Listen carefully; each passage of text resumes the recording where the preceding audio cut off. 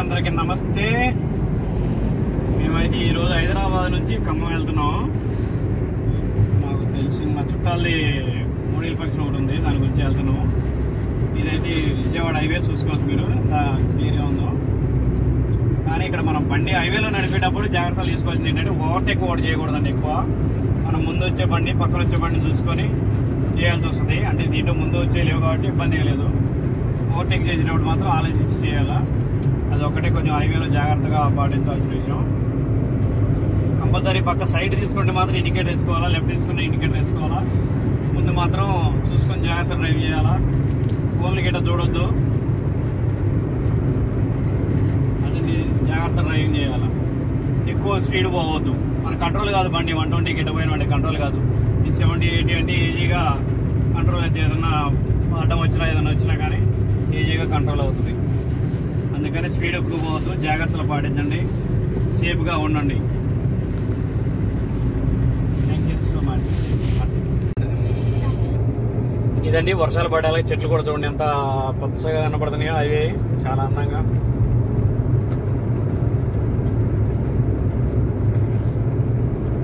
ఇవి కార్లు చాలా కొంచెం జాగ్రత్తగా పోవాలి. ఈ రూట్లో చాలా అంటే చాలా జాగ్రత్తగా ఉండాలి.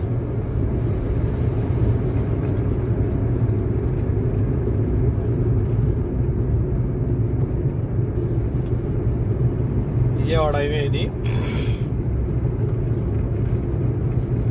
కొంచెం నైట్ టైంలో కొంచెం డ్రైవింగ్ అనేది తగ్గించుకుంటే మంచిదండి. ఏదైనా తప్పనిసరి అవసరం అయితేనే తప్పదు, కానీ లేదా పగలైతేనే చాలా సేపు మంచిది. ఆ లైటింగ్ ఫోకస్ కూడా మనకు పడదు, మన లైటింగ్ ఆడకపడదు, ఎవరికి ఇబ్బంది ఉండదు.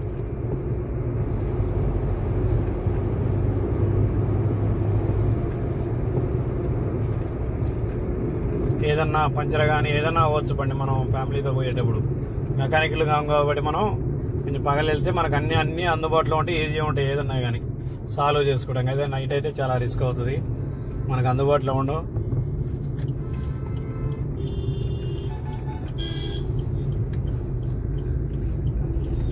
ఇవ్వండి ఏవి లారీలు అయితే నైట్ అయితే ఎక్కువ ఉంటాయి, పగలు కాబట్టి కొంచెం తక్కువ ఉన్నాయి.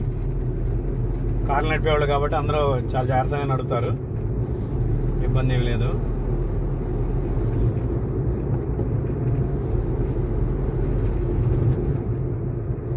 మనం జాగ్రత్త నడపాలా, అవతల వాళ్ళు కూడా జాగ్రత్త నడపాలా, అప్పుడే మనం గమ్యం జరగలుగుతాం.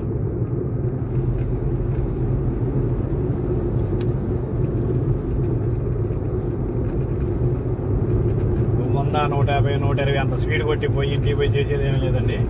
ఒక గంట లేట్ అవుతే అవుతుంది, అంతకంటే ఎక్కువేం కాదు. ఇంకొక గంట లేట్ అవుతుంది, అంతేగాని రిస్క్ అయితే చాలా ఇబ్బంది అవుతుంది. నేను చెప్పాల్సింది ఏంటంటే డ్రైవింగ్ చేసుకున్న వాళ్ళకి ఇది కొంచెం జాగ్రత్తలు తీసుకుంటే మంచిది. అది అందరూ తెలుసు కాబట్టి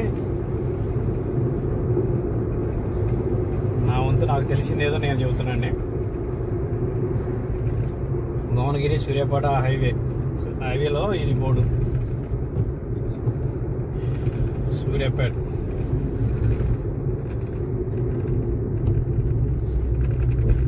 వచ్చే సూర్యాపేట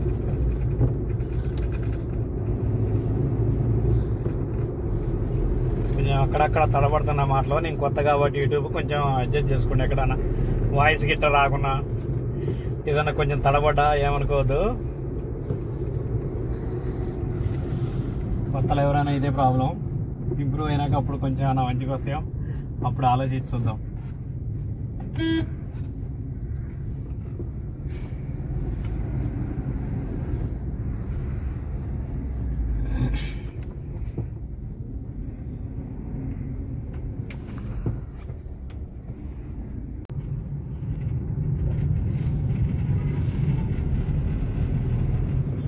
ఎందుకంటే మనం మినిమం స్పీడ్ మెయింటైన్ చేయాలంటే కొంచెం ఇట్లా ఈ లైన్లో పోతే జాగ్రత్తగా ఉంటుంది. ఎవరైనా స్పీడ్ కొంచెం ఎక్కువ పోవాలనుకున్నాడు అటు సైడ్ దాంట్లో పోతారు. అట్లా మీరు ఇటు సైడ్ మెయింటైన్ చేసుకుంటే మంచిది. మినిమం పోయే రోడ్డు ఎక్కువ స్పీడ్ పోవాలనుకున్నాడు అటు పక్కన పోతారు. అట్లా ఇబ్బంది ఉండదు, ఎందుకంటే రైట్ సైడ్ ఉంటే మనకి ఇబ్బంది ఉండదు ఈ రోడ్డుకి. కానీ అటు ఇటు కనిపిస్తే ఇటు మళ్ళీ అటు పోదాం ఇటు పోదాం అనేది చేయొద్దు. స్ట్రైట్గా ఒకటే రోడ్లో పోవాలా.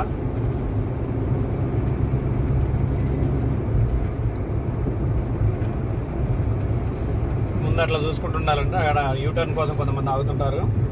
మన బండి స్లోనే ఉంటుంది కాబట్టి ఏం కాదు, ఇది కొంచెం ఇబ్బంది ఉండదు.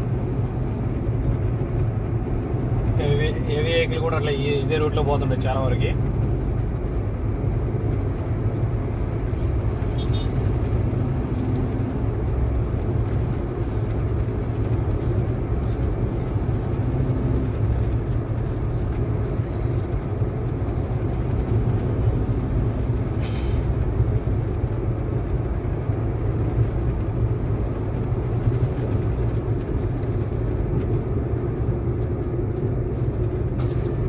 ఇట్లా మనం right side left side overtake చేసేటప్పుడు వెనకాల వచ్చే బండిని చూసుకోవాలండి.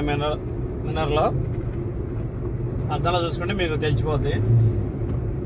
అదే మీరు చూసుకోకుండా మీ స్పీడ్తో దాన్ని చూసుకోకుండా క్రాస్ చేశారంటే వెనకాల బండి వస్తుంది.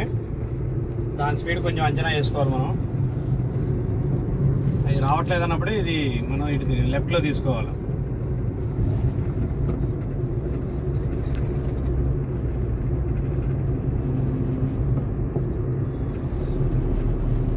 ఇదండి ఈరోజు అయితే హైవేలో ఉన్న సిచ్యువేషన్ అయితే నేను నాకు తెలిసిన నిమిత్తం నేను చెప్పాను.